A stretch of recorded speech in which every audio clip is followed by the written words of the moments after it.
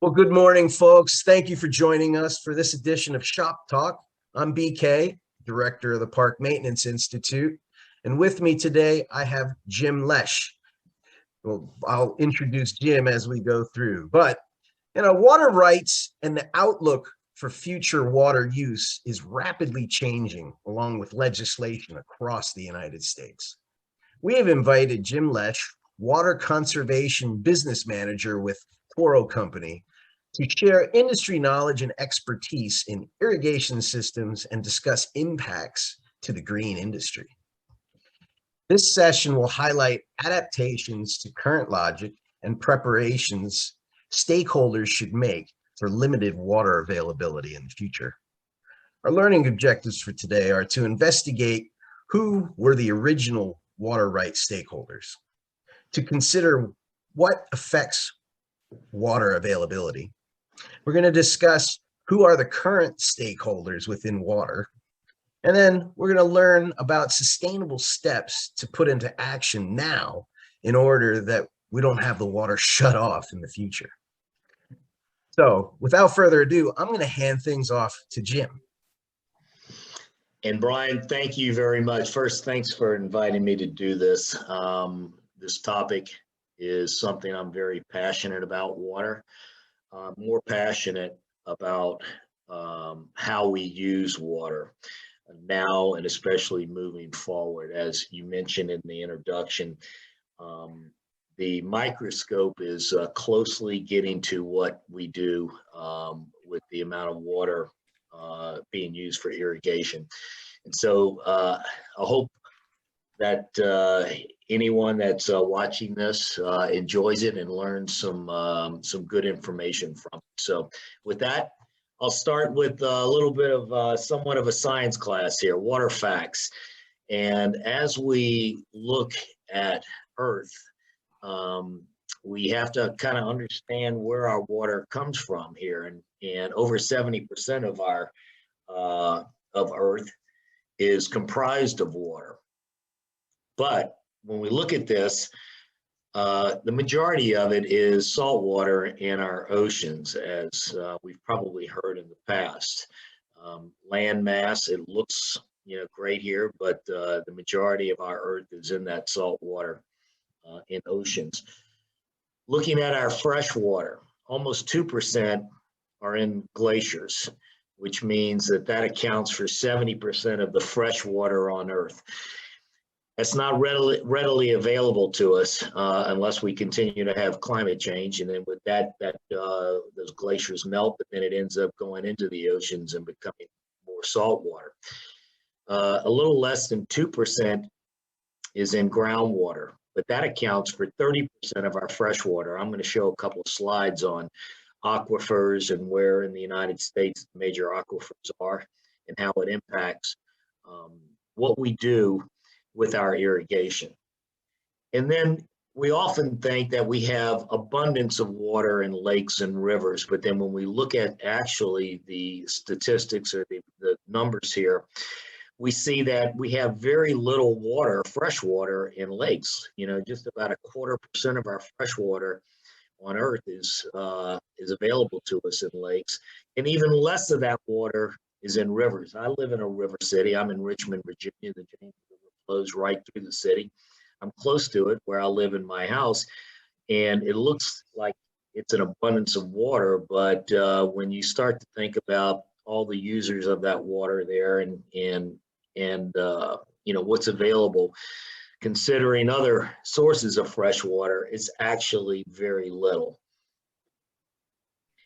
What a lot of people don't realize is that all of the water that is on Earth is the water that began when Earth was created. That dates back to about 4.5 billion years ago. Our water has essentially been recycled from the beginning of time. And it does it through what we look at here on the water cycle. So I have a very simple image here. It all begins with the sun. And so when the sun rises and it heats up the Earth and it heats up the surface, what we're going to see is evaporation occurring in our water bodies, being from the ocean, from those lakes, from the rivers, wherever it may be. We're seeing transpiration from our living plant materials. That all rises into the sky with also the sublimation, which is just going from ice and snow up into the atmosphere as well, forming clouds, rain, comes back down to the ground, and that either goes into a surface water or seeps into the ground back into our groundwater sources right there. So it's a continuous cycle. And I like to tell people that the next time that they actually pour a glass of water from the sink, to take a moment and realize that that water is almost 4.5 billion years old. And it's just been recycled from other places on Earth, which is pretty amazing to think about. So we've got whatever water we have on Earth is limited. We're not going to get more water on the Earth. We're not going to have less water on the Earth than what's here. It's all the same amount. It just gets recycled. But that doesn't mean that we have water readily available to us. And when we look at the drought monitor, and if you're ever interested in taking a look at this, just go to Google and type in drought monitor, and it's going to bring you up to the page, and you'll be able to look at archives. So I'm looking back 20 years ago. And the problem that we have with our water is not the amount of water, but where the water is available at any given time. Drought obviously has a huge impact on that. So going back 20 years ago in 2001, the drought, or the less amount of water that we were seeing in the United States, was occurring up into the Pacific Northwest, into Montana, Wyoming area right there. Fast forward 10 years, and we go into 2011, and look at the amount of change that happened with the drought, and where the water was and where the water was not. So the Pacific Northwest, plentiful water in 2011, but the entire state of Texas was in extreme drought 10 years ago, causing huge impacts on everything that they did, not only agriculturally, but also domestically. And not only Texas, but also the Southeast. Atlanta was going through a huge drought back at that time. And that also was impacting a lot of things that were going on with development, landscape plans, you know, what could go in the ground, what could get watered, what couldn't get watered, everything there. And then we fast forward to now. And so I took this snapshot here on October 19th last week, and where the current drought is. And if you've been paying attention to anything in the news recently, you know that the majority of the drought has been out west. Again, back in the Pacific Northwest, when they were having temperatures this summer that, you know, in Oregon, that were exceeding 100 degrees, up in Vancouver, which I talked to a lot of our customers up there, were dealing with temperatures they had never ever experienced before, up exceeding 100 degrees Fahrenheit. But then more importantly, California. And if you look at that dark red color in kind of the channel of that, well, that happens to be through the Central Valley, where the majority of the agriculture occurs in California.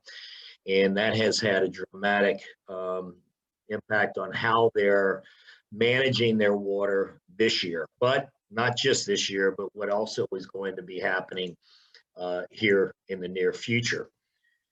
So when we start to look at stakeholders, and Brian brought this up in the introduction, water has many stakeholders, the largest being that of agriculture, and that's important. I mean, we want agriculture to have water available. I mean, we depend on our food, our vegetables, our beef, our pork, our chicken, everything. Agriculture needs water in order to provide, to get on the shelves at the grocery store for us to buy. But then we start looking at the other uses there, and we look at industrial and domestic. Industrial is growing. That water use is escalating. One of the biggest increases in industrial water use over the last 10 years has been in computer servers keeping these computer servers cool using fresh water. And when you're looking at these new server factories or plants, whatever you want to refer to them, they're building them close to two things: a lot easy access and a lot of power and inexpensive fresh water is what they're building them close to.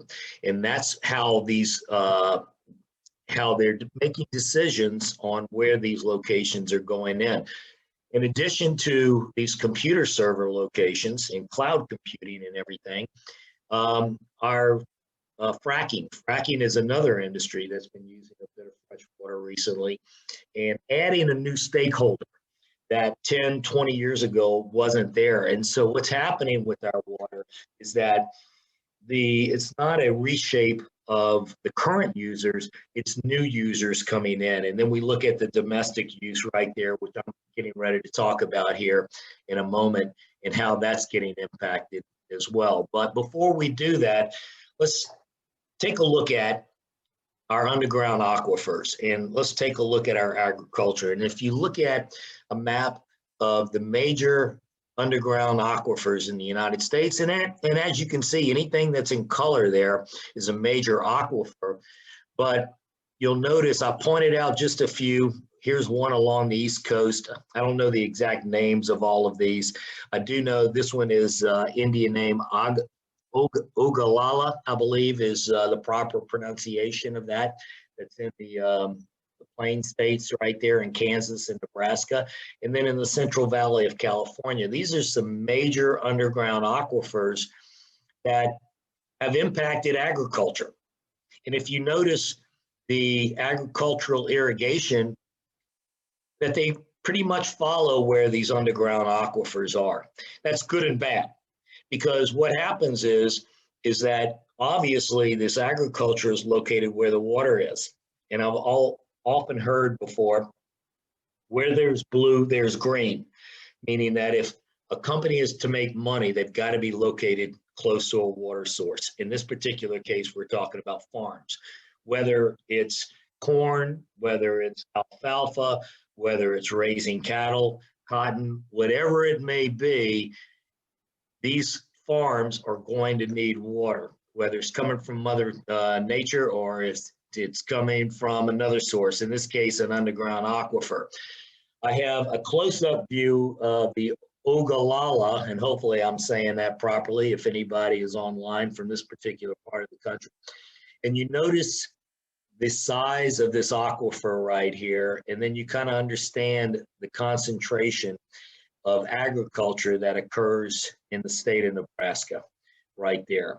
That is a huge aquifer right there. But I've also heard over the last several years that there's so many farms, and when they do have a drought, as I was showing those drought monitor images earlier, they're drawing more water out of this aquifer. Well, this is going to have a huge, an impact on what's going to happen with more users coming in there, and they start putting restrictions on wells and things of that nature right there. And going back to that previous slide, for a second, just FYI, I was down in Florida last week, and I was in the Fort Lauderdale area talking to a customer who had to drill a well for their fresh water to use for their irrigation. There's an upper aquifer and a lower aquifer that was in that particular area. They were not allowed to drill into the upper aquifer because of the amount of users that were already taking water from that upper aquifer and the limitations that they had put onto it. Therefore, this customer told me that they had to drill down 1,400 feet in order to get water adequate enough for their irrigation purposes right there. And in getting into that water down at 1,400 feet required some additional treatment to it. So it doesn't mean just because you've got an aquifer below you, it's going to be a simple source of fresh water. Let's look at, in agriculture, some of the largest amounts of water based on what is produced. And this is the amount of gallons of water per pound of food. And you notice over on the right side where there are high uses of water, we have beef, we have pork, we have poultry, eggs. That, to be expected. We've got grain, we've got feed, we've got pasture land, we've got things of that nature that are out there. But then one of them kind of stands out that seems a little odd. And you notice right here, the second highest water consumer for agriculture happens to be nuts. And so I wanted to kind of look a little closer into this. And when we look at this, we have a huge amount of farms out west, in particular in California, that are growing almonds and pistachios. Now, I love almonds, especially ones covered in dark chocolate. Absolutely love them. But when we look at the amount of water required to grow almonds, it's astounding. It's over a gallon of water per almond. And when you delve into the details behind this, you find out that a lot of these almonds are exported. So taking a step back, we're looking at drought, we're looking at limited water resources, we're looking at basically businesses. And this is what's happening with the water, is that businesses are using the water for their purposes. It's not necessarily the United States has water and all of that water goes to the benefit of the United States or to the public of the United States. That's not the case. It's going to the businesses in the United States. And that's what's happening. They're putting constraints on our water. So I'm going to segue now into domestic water use, household water use. And let's take a moment to look at this and understand how much water we use per capita. Well, looking at that image right there, starting at the top, we have a bit of water being used for household cleaning, faucets, showers and bath, sanitary sewer, toilets, and then quite a bit for outdoor water use. Our average consumption in the United States is 120 gallons of water per person per day. Now, we're not the highest water consumers per person in the world. There are other countries that use more, which is somewhat surprising, but we're probably in the top 10, 5 or 10% of water consumers. And I would have to say that domestically, that's probably because in the United States, we have plenty of single family homes. We have lawns that we irrigate. We have gardens that we water. We have apartment complexes, townhomes. We have all of these areas out there that consume water per person. So we have a fairly high rate. Is there room for improvement? 100% absolutely yes. We have room for improvement and we need to, because we have some challenges domestically. And so here's our challenges. Looking at this graph going back to 1950, going to 2019, so just 2 years ago.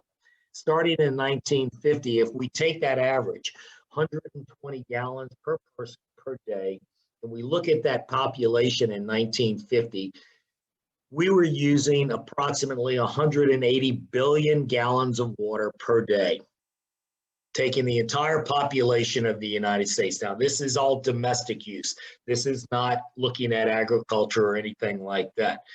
Fast forward now to 2019, our population grows. Now our consumption is 400 billion gallons of water per day. So when you start looking at certain municipalities that are growing and they get their water out of whatever source it may be, if it's an underground aquifer, if it's a river or whatever it is, it's only going to be more and more difficult because there are going to be greater populations in these areas. Therefore, there's going to be more demand on that water and limited resource. It's going to continue to decrease as population increases. So let's look at the states in the United States that have grown in population, and the ones with the darker color in this map are indicating the ones with the highest population growth. Again, about that same time frame, this is going 2000 to 2018, so about the last 20 years. Probably no surprise to anyone here that you look at the Sun Belt and you see the greatest population growth.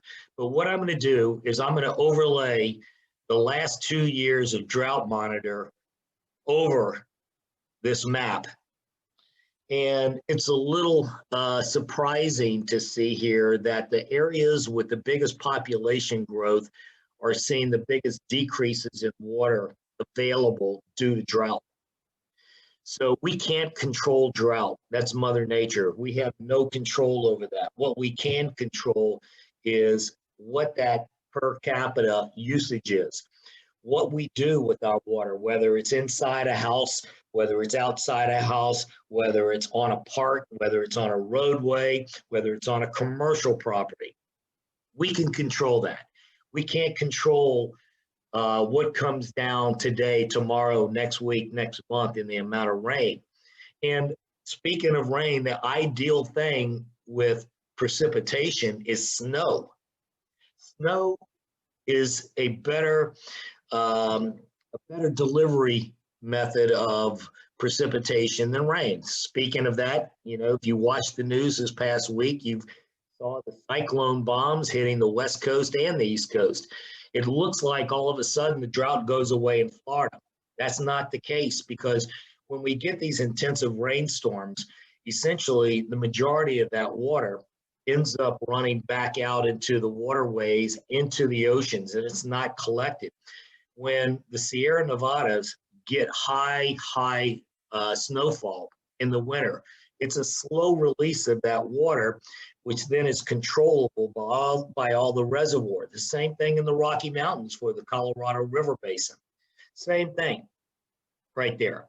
So it will fill the lakes up. Yeah, we'll get that. That's that surface water, but those are, it's there at the moment, and then we have evaporation, we have usage, whatever can happen to it, and as quickly as it fills, it can also decrease in the amount of water that's there. So let's start talking about dams and how dams have impacted our water use. And when we look at somewhat the history of dams, dams began back in the 1700s, and they were along certain waterways. Some of the first ones were up in the state of Massachusetts, and they would dam the water and they would run the water through mills for grinding grain into flour and doing certain things of that nature that they depended on. And as time passed, and especially in the early 1900s, we saw, I wouldn't really call it a renaissance, but I would say that we had a flourish of dams. And the main reason in the early 1900s for the explosion of the dams, and I don't mean explosion, I mean, the building of the dams, is because of the advent of electricity. Hydroelectric power became one of the primary sources for generating electricity. So as they dammed this water and they ran it through these turbines, they could generate this electricity. Well, then that generated commercial development. Where there's electricity, where there's water, there then becomes factories. There then becomes the workers that live around the factories. There then become all of the support businesses that support those factories and those people that live there. So they had an explosion of population around these dams, and certain people were involved in trying to get dams built in areas because they own the land around it and they wanted to sell it for the commercial development. It became extremely financially beneficial for them to do this. Currently, believe it or not, there are about 84,000 dams in the United States. Most of these are non-functional dams. And one of the drawbacks to dams is what happened both upstream and downstream of the dam as they built it.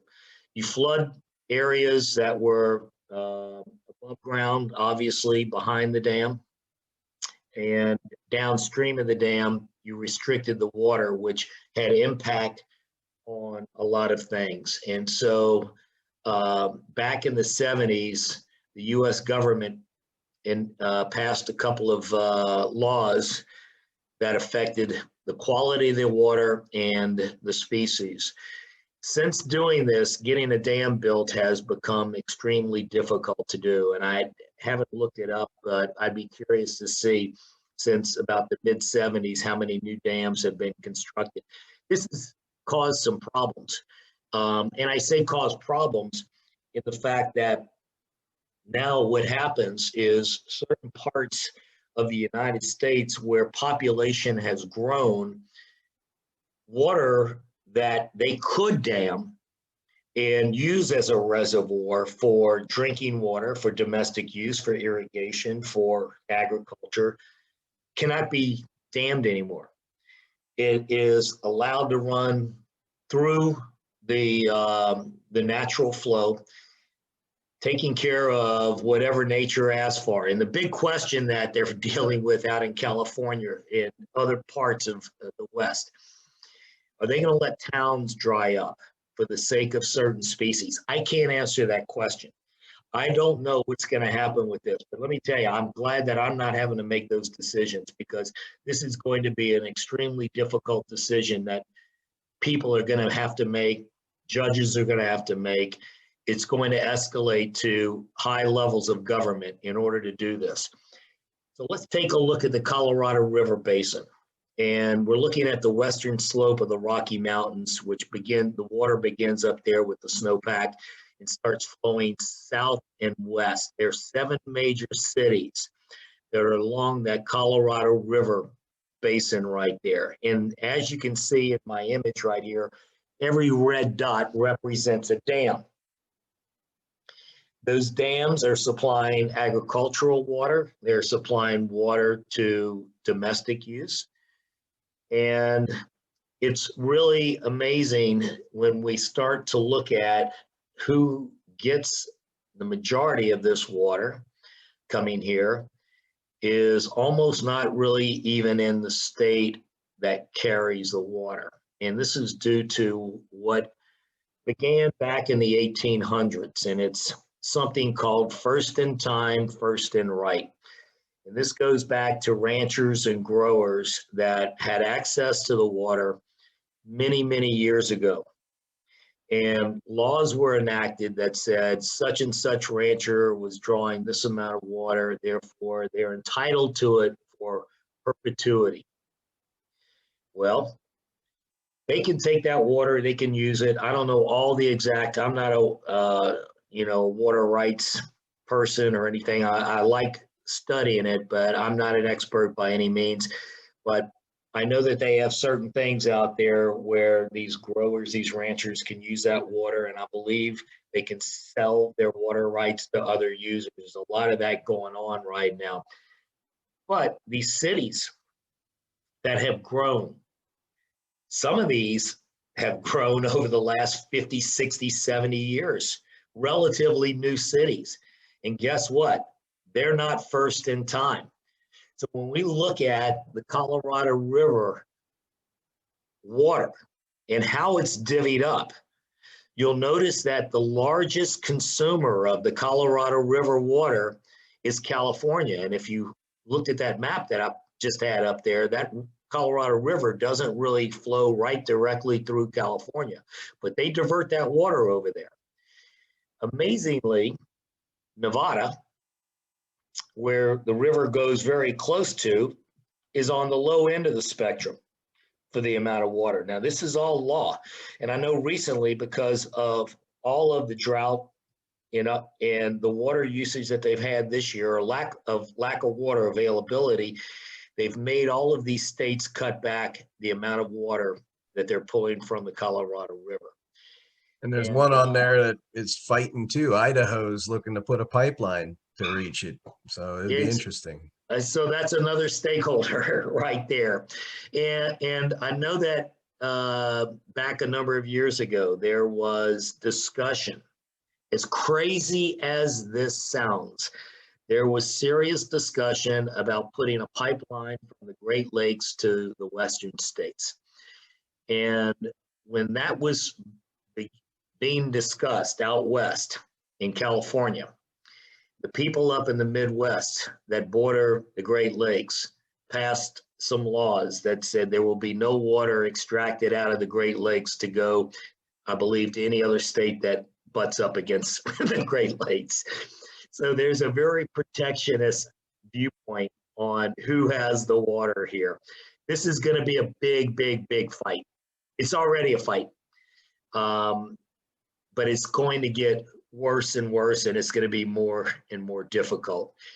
So then we look at who's getting that water out of that river. So we know the states that are divvying it up, but then we look at the stakeholders that are using it. And as I mentioned before, agricultural irrigation is a large user. Well, in this case, it's almost 90% of that water coming out of the Colorado River goes to irrigation. I'm not going to sit here and bash ag irrigation, but could it be done better? Yes. And we're not going to discuss things on the ag side that they should be doing. I know that they're growers, this is on their radar. They're doing things better. They're using the majority of the worldwide water, but this is still going on. There's irrigation happening in ag because of the water rights. They have it. And so why would they go and invest in efficient irrigation when all they've got to do is open up a lock or a valve or something like that and flood their fields? Believe it or not, I know a person in Arizona that lives in a neighborhood who told me that this is how they irrigate the lawns. Still do this in the Phoenix area. I was absolutely shocked when he explained this to me, that they come by and they open up these gates in Phoenix in a neighborhood and they flood the lawns. This is not just happening in ag. I know it's happening in other areas, but obviously this is the biggest culprit. You do something like this, a lot of that water at this level is going to soak in past the root zone. A lot of it's going to be evaporated. It's not a great efficient way to irrigate. Could it be done better? Absolutely. As I mentioned before, crops not suited to the environment. We need to eat, but if I could grow something that's a high dollar producing crop where I have the water available, why wouldn't I do it? If I can make more money off the land is the money producer right there. And so it's a business decision for these growers to do this. And so that's how it's all being handled at this moment. But I'm going to talk more specifically in the remaining time I have here about landscape irrigation. That's the area that I work in at Toro. And that's where a huge change can occur. According to the EPA, 9 billion gallons of water are consumed every day through landscape irrigation. That's an enormous amount of water. Yeah, That's absolutely. unbelievable. It is unbelievable. 9 billion gallons of water.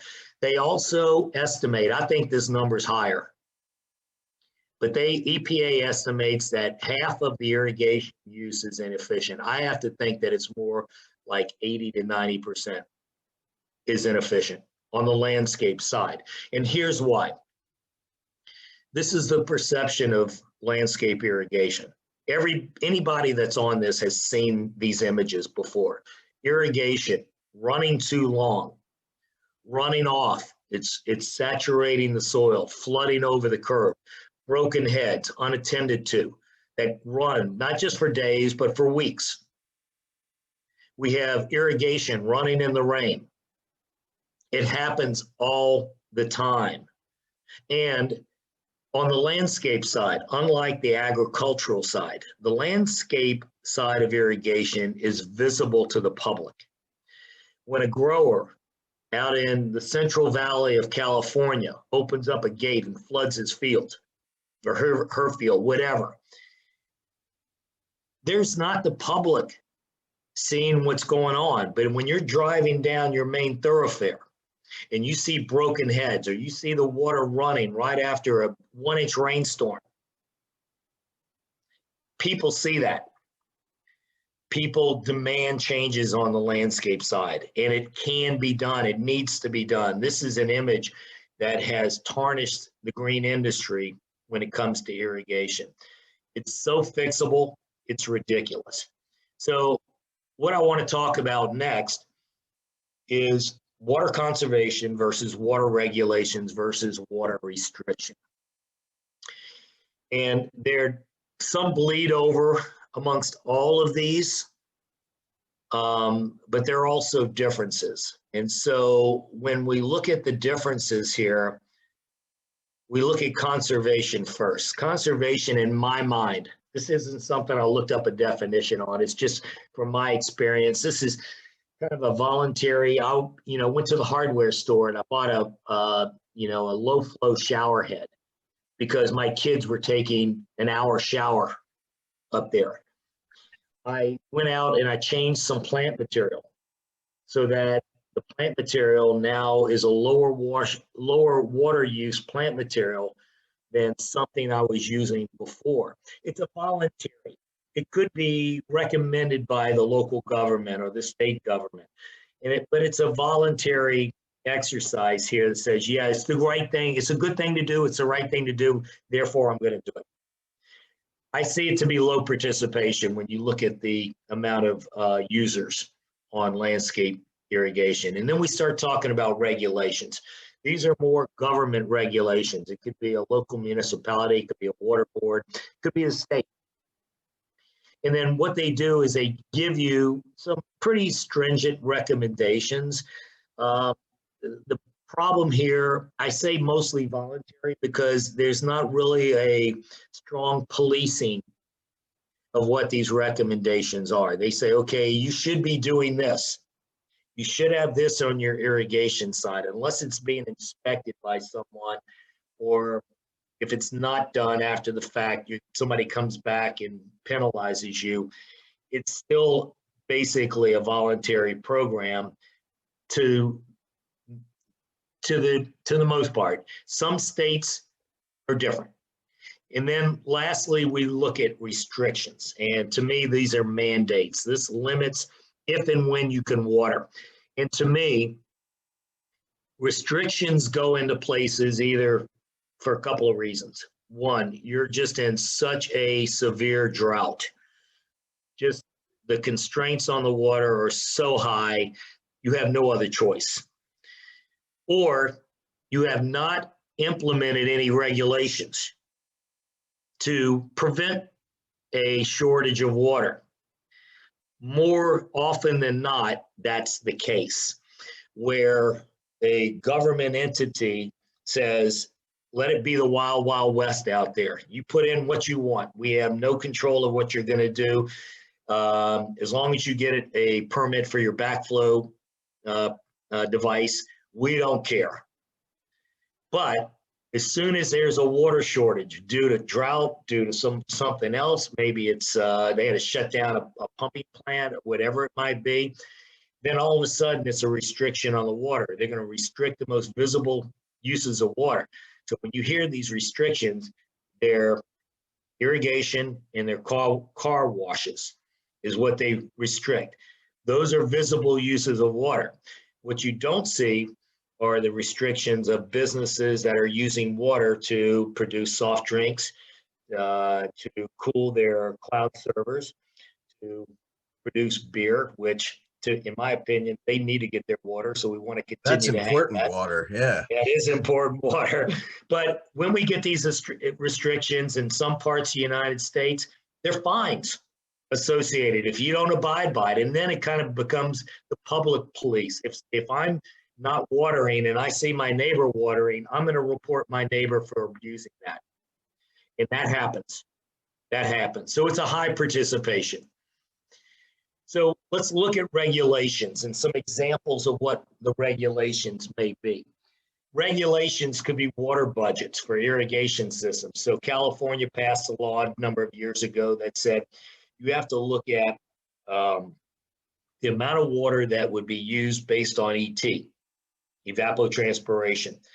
But when you design and use this system, it's got to be at a certain percentage below ET. And it's enough water to keep the plant alive, but it's not filling the cup all the way. So in your mind, if you want to look at it as a cup of water and say ET says you need to fill the cup all the way back up to the top, this is saying, no, you're going to fill it up about 75% of the way.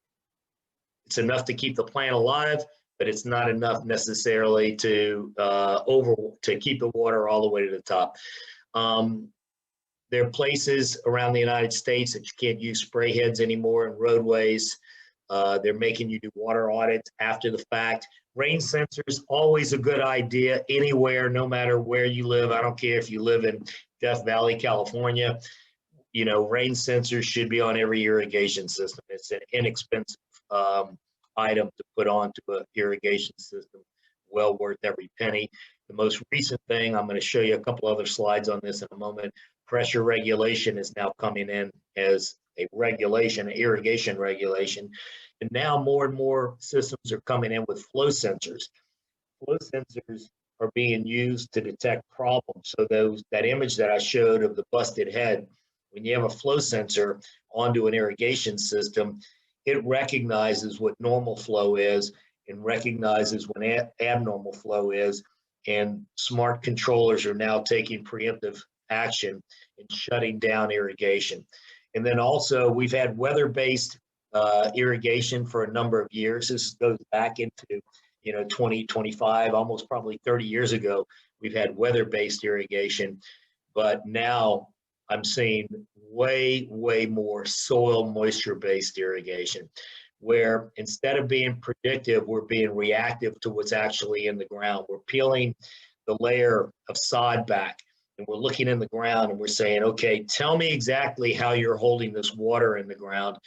And do you have enough, or do you need a drink of water today? It's a much more accurate method of irrigation. So let's look at California. Back around 2015, they came out, wasn't a mandate, but they wanted a goal of 25% water use reduction across every individual in the state of California. Some of the things that they implemented was no outside watering from 8 to 6, good idea to do. No watering 48 hours after a rain event, fix all leaks within 4 days, certain restrictions on filling and refilling ponds. These sound to me to be a bit voluntary.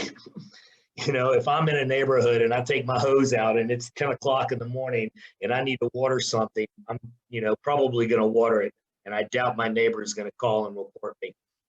If I turn my irrigation on in the middle of the night and it watered a day and a half ago, I don't know if anybody's going to tell on me. So these were more regulations. I do not think that they achieved a 25% water reduction. I think it was more like 15. So they did reduce it, but they're attempting. They're trying to get in front of the curve here and trying to be preemptive to a bigger problem, which they're dealing with right now. Most recently, this has been the latest initiative that's happened in California, but not only in California, but in other states. And so you can see Hawaii, Washington, Vermont, and Colorado have all implemented a requirement that spray heads have pressure regulation.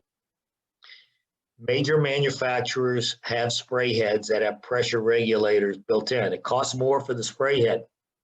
It's a premium price. But if you look at that image in the lower right-hand corner, a spray head is probably one of the most abusive ways of losing water when your pressure is too high. A spray head sweet spot for water pressure is about 30%. 30 PSI. Oftentimes on a domestic system, water is coming in at 60, 70, 80, some parts of the country close to 100 PSI. Without regulating that pressure down, what happens? Those droplets that come out of the nozzles of a spray head become so fine that they end up being blown around by any wind, or if it's a hot day, it'll evaporate into the atmosphere before it ever touches the ground. So the pressure regulator in the head makes that head become more efficient. These states have recognized that. There are millions of spray heads across the United States. Therefore, they're taking action to make sure that when an irrigation system goes in, the government's telling you what kind of spray head you have to put in. When you don't do things like that, then restrictions come into play. And I put this image in here to show you every orange dot on the map of Texas this year has had some form of water restriction. More than likely, it was a reactive. I didn't delve in to find out every reason for the water restrictions, but more than likely, they either have permanent water restrictions or they don't have enough regulations in place that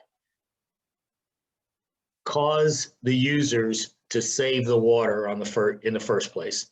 And so when they start to see a strain on their water source that they have, whether it's a lake, whether it's an aquifer, whatever it may be, they push the button and the button says stop watering. And this is how many locations in Texas were affected by that.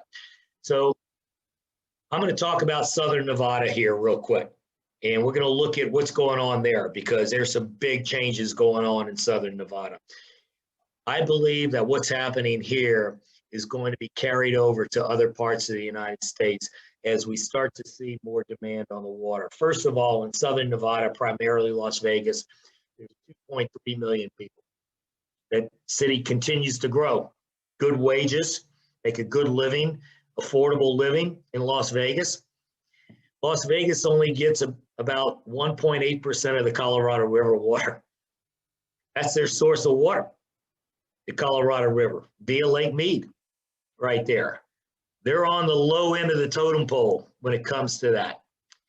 They have 5,000 acres of what is called non-functional turf.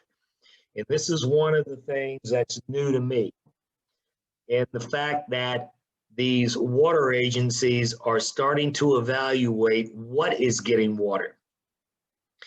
So they have analyzed pretty close to, what they've got as far as useful turf and non-useful turf. When I say non-functional turf, you don't see any soccer goals set up on that piece of turf. That is strictly for aesthetics.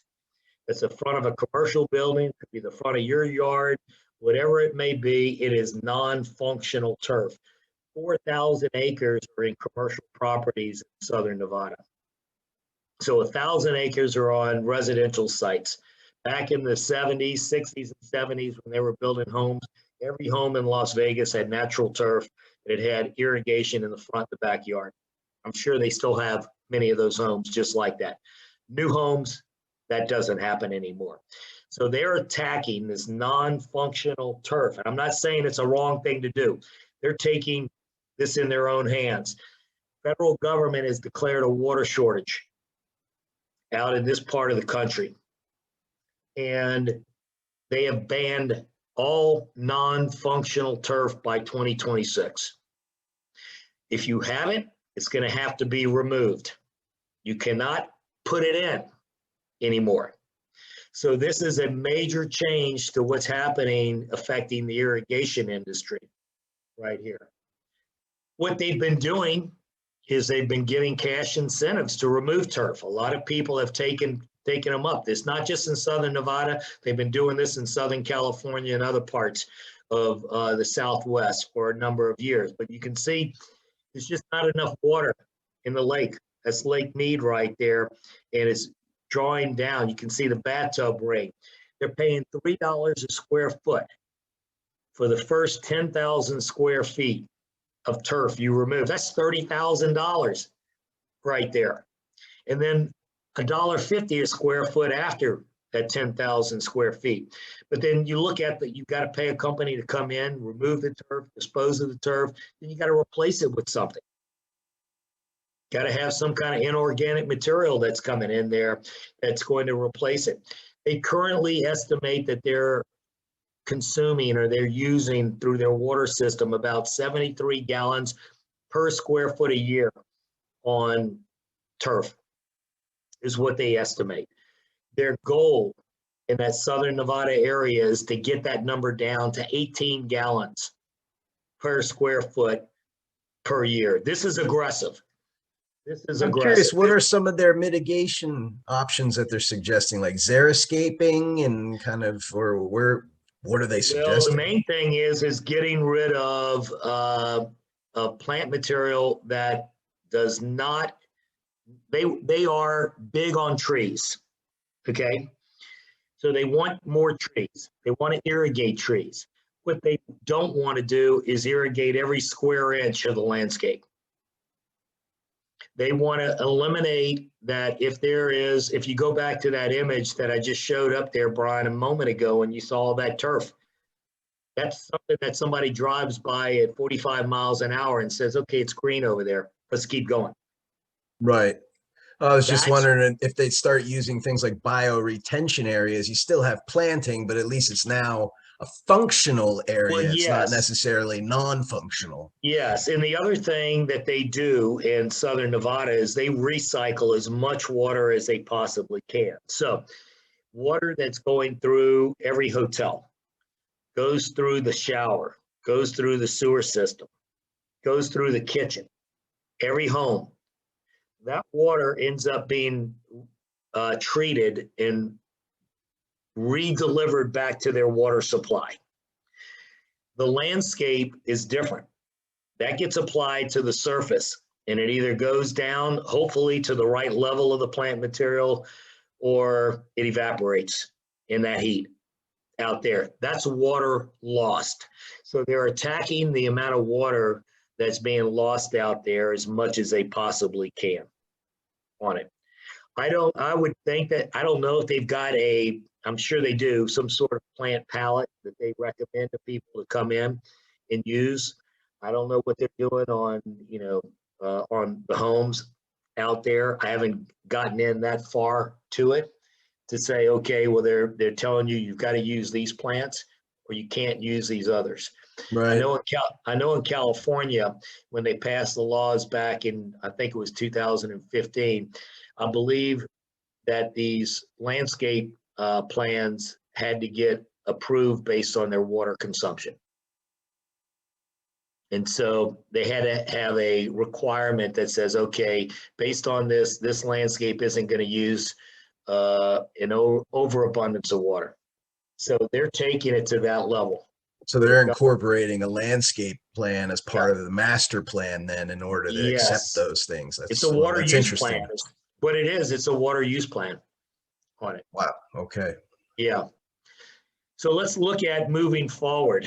What's going to happen to us? Well, first of all, what I've shown you here in this past hour should be pretty evident that our water amount, our share of water is only going to decrease. That's going to be across all stakeholders, not just domestic use, not just landscape irrigation, ag, everybody.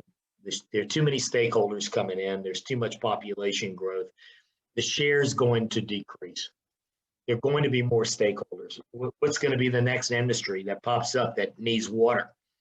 If it's good for the tax base, if it's good for, coming in and providing jobs to an area, the government's going to be behind, these businesses coming in, and they're going to try to provide that water to them. More stakeholders. What we haven't talked about is the cost of water. I'll pull this graph off, and this is from, let me get my glasses on and look at this. It's 1978 to 2010, but the thing is the trend. That top line is the cost of water compared to other utilities. Water is the fastest rising resource we have, or utility we have. Some of that's going into infrastructure. Some of that's going into the cost of generating the power to pump the water. There's a lot, some of it's due to the lack of water. Supply and demand to raise the price and the people will quit using it. So there are a lot of reasons here on this, but we are going to be paying more and more and more for every drop of water that we use. We've got to be more aware every time we use the water, whether it's in your home, whether it's washing your car, but most importantly, and why I'm talking to you today, is when we irrigate. We have so many opportunities now to do it better.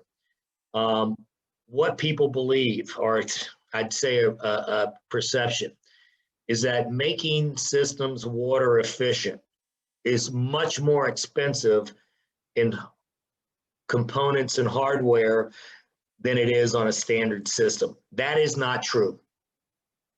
That is not true. To get an efficient system, the first thing should start with a good, proper irrigation design. If it's a park, if it's any kind of municipal design, whatever it may be, I strongly encourage you to hire a licensed, qualified irrigation consultant. This is their American Society of Irrigation Consultants website. If you want a recommendation, I'm going to give you my phone number and email. Please reach out to me. I have contacts across the United States. I could recommend a qualified irrigation consultant that's going to design the proper irrigation system that's going to work to your water availability. The second thing is the maintenance. Once you put a system in, it's like an automobile. You can't ignore it. You've got to pay attention to it. You've got to check it periodically. You've got to go through the system, make sure there aren't broken heads. Their heads are not, once throwing into the turf or now throwing into the roadway. These need to be inspected, and they need to be inspected regularly. I put on here irrigation management. That's how we run the system. When we don't pay attention to this, the government tells us how to do it. That's when water restrictions come into play. They get into the water management, irrigation management business. That's when they say you can water 2 days a week or 1 day a week. Back when I showed that drought monitor of Texas, early in this presentation, when Texas was covered up in drought, they had an irrigation restriction of once every 2 weeks. In the middle of July and August, you might as well not irrigate. If it's going to be once every 2 weeks, when the temperatures are in the 90s and the hundreds, it's not going to do you a whole lot of good. You're going to waste that water, you're going to irrigate. Best just to shut it off and replace your landscape once the drought stops. But then lastly, use efficient products. There are high efficiency nozzles on the market today. That pressure regulation, it comes in the heads, it comes in the valves. That's easy to obtain. It's not, you're not paying premium pricing to get this. It's not expensive. Weather stations used to cost $10,000 to put a weather station on a system. You can get weather sensors now that go on to small systems for under $100 that automatically adjust every day. There's systems that get the weather off the internet and adjust every day. Soil moisture sensors, they only cost a couple of $100 for a soil moisture sensor, and that can keep the irrigation from coming on. Flow sensing, which I talked about earlier. These are all components that need to be on these irrigation systems going today. And this is one of my last slides. I wanted to show there are businesses that are taking advantage of this. This is a company, parent company is based out of my hometown, Richmond, Virginia, called Outdoor Living Brands. They were actually just acquired by a larger company, but they have a franchise called Conserva Irrigation. There are probably over 100 of these located across the United States. The fastest growing irrigation company, one of the fastest growing franchises in the United States, all on the premise of water conservation. That's how this company was conceived, on water conservation. And it has grown over the last few years based on providing more efficient products and better water management and maintenance on these irrigation systems. So it's happening. It's happening. It's something we need to be, everyone needs to be more aware of. So with that, I will conclude the presentation and provide my contact information. And if anybody needs to contact me, please reach out, either email or phone. Be happy to talk about any of this with you and discuss your projects and how you can do them better. So Brian, anything else? Oh, this is absolutely fantastic. And if folks do have questions, there's only a few of us here, so feel free to unmute yourself and jump in.